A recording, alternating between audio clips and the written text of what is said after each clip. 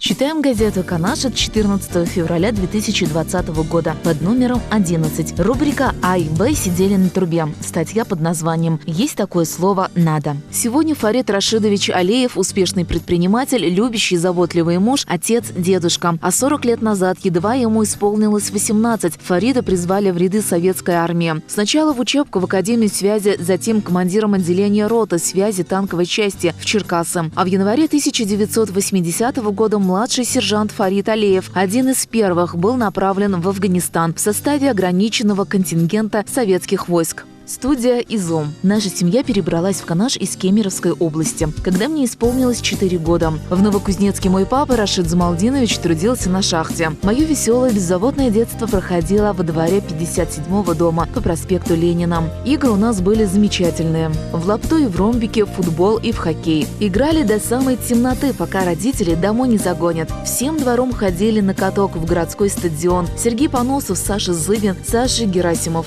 Сначала коньки крепились к валенкам, это были снегурки. Потом нам купили хоккейки. В школе любимые предметы – черчение, рисование, НВП. Эти уроки вел очень корректный, внимательный, интересный педагог Анатолий Савельевич Кутов. В классе в 4-м я записался в студию изобразительного искусства при Дворце культуры к педагогу Ивану Георгиевичу. Это было очень хорошее время. Студия располагалась на 3-м этаже. Там стояли наши мольберты, щиты с листами ватмана на стульях. В подвале у нас была большая мастерская, и здесь мы рисовали большие плакаты, оформляли афиши. В основном наша студия занималась оформительской работой. Мы украшали сцену, стены, готовили дворец к праздникам. Вместе со мной в ИЗО-студии занимались Валера Александров, сейчас художник по янтарю в Питере, Слава Феофанов, Миша Дмитриев. Я очень благодарен знанию и опыту, которые здесь получил и которые мне очень пригодились. После армии я поступил в пединститут на худграф. Много лет работал художником-оформителем.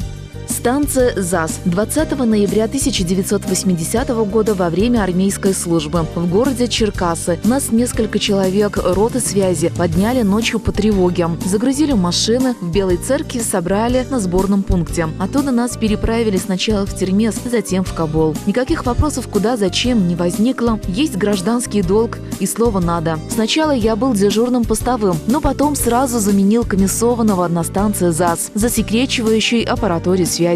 В мои задачи входило поддерживать связь, принимать радиотелеграммы, отправлять их по назначению. Часто выезжали в районы. В поездке в Джалалабад во время ночного привала наша колонна попала под обстрел. Танковые снаряды взрывались между нашей станцией и соседней машиной. Скалы, солнце. Афганистан запомнился скалистыми, черными, выжженными горами, палящим солнцем в тени 40-45 градусов, бедно одетыми людьми в калошах на босу ногу, голодными детишками они прибегали к нам менять всякую мелочь, зажигалки, ножницы, на кашу и тушенку. Вода была привозной, питьевая ценилась на весь золотом. Поначалу многие заболевали гепатитом, потом все массово сделали прививки, эпидемия прекратилась. Часто бывали пищевые отравления. Хотя питались мы только в своей походной кухне, ничего местного старались не пробовать. В наш сухпайок входили тушеная каша, рисовая, гречневая, перловая, галеты, сливочное масло в жестяной банке, сгущенка, рыбные консервы. В Кабуле мы познакомились с местным жителем. Саид получил высшее образование в Советском Союзе, хорошо говорил по-русски. Он рассказал об обычаях афганского народа, особенностях менталитета.